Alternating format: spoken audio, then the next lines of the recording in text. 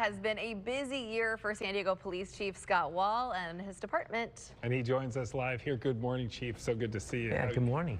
So we were jumping into this. We're talking immigration raids. We're talking about San Diego PD starting to get a little bit mixed up into some of those. Yeah. Can you clarify what their plan is when it comes to these federal raids?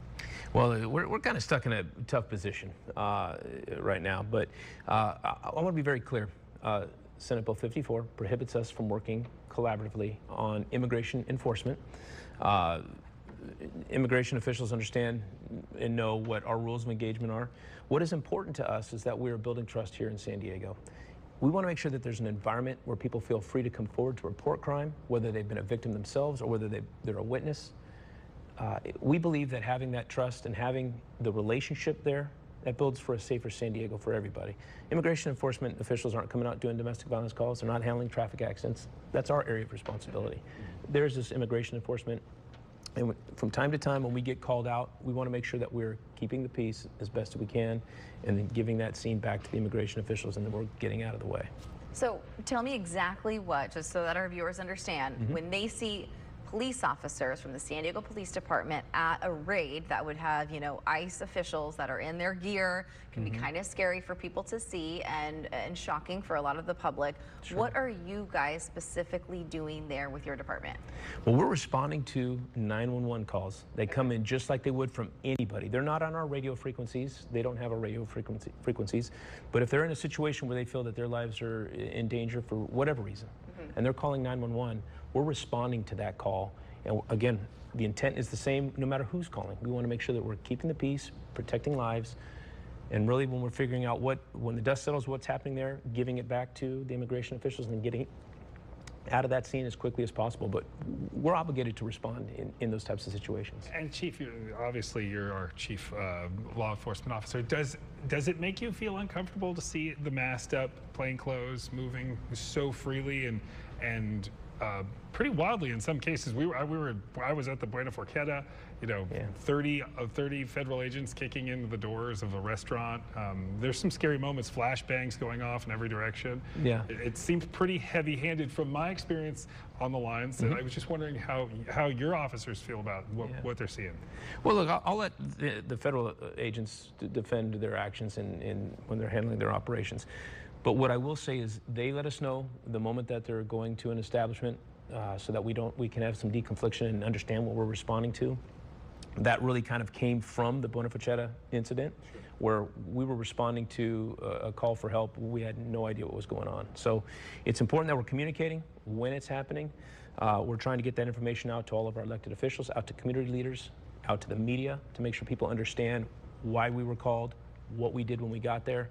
Really, our goal is to build trust and make sure that people feel safe in that environment to come forward and speak with us. Well, I know this is a big point that you wanted to hit home, especially being able to, you know, come on a stage like this and be able to tell people, hey, even as this is happening, we want to be there for the people who want their voices heard or for the people who just want to feel safe in that environment when this kind of situation has to take place. So I'm glad we got that out of the way.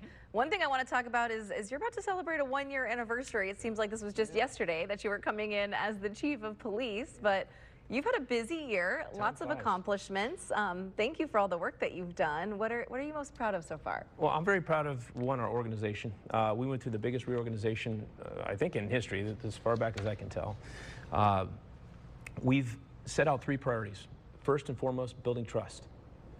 Second, developing inspiring leaders that are going to lead this organization into the future. And 3, building an efficient and effective organization that's fiscally responsible. And we're delivering on all 3 of those areas. We created a community and youth services division, an entire command that is designed to help us engage in a positive environment, not in an enforcement environment, to build trust so that community members not only know each other, but also know the police officers that are serving in their area. We've put a leadership development program in place. We're on a new budget this year. New budget, new year. And each one of our commanding officers now has a budget for overtime and has the data that they need to make strategic decisions in their area, in your neighborhood, for example. And what we're seeing is they're making good, sound decisions, and they're upholding to those priorities that we set forward. And Chief, when we're looking at, we got National Night Out. And how are our crime statistics kind of, how are we doing? How are we doing? Give us a temperature check. First half of the year, we're down again. We're going for 4 straight years of reductions in our crime rate. I'm going to equate that to better relationships. Let's keep building on what we've set out to do, and we're going to continue to see progress and improvements in all of our neighborhoods. If you're a juvenile growing up in the youth, you don't want to be making friends with Chief Scott Wahl, and then he's the guy putting you in the back of the cop car. I mean, that makes a lot of sense, that's right? what we're trying to break, is that mystique that you don't want to have interactions with the police department. This is one team, one village here in San Diego, and we're all going to work together to make San Diego the safest large city. Let's talk about National Night Out. This is all happening tomorrow. Community event, and what can people see when they go out? Well, we're going to have first of all, the command staff and leadership of this organization throughout the city. Just about every neighborhood is going to have some sort of event. We encourage you to come out. We believe building stronger communities comes when neighbors know neighbors, and the neighbors know the police officers that are serving in their area. Tomorrow is a perfect time for you to come out and engage with all of our staff, all of our community relations officers, and learn a little bit more about the San Diego Police Department. Well, Chief, thank you so much for this, and I know a lot of folks are going to be heading out to National Night Out. I'll probably be covering it either way, but I'll be there as well. And just thank you so much for stopping by. Yeah, and congratulations on a first year. Thank you. Job well done.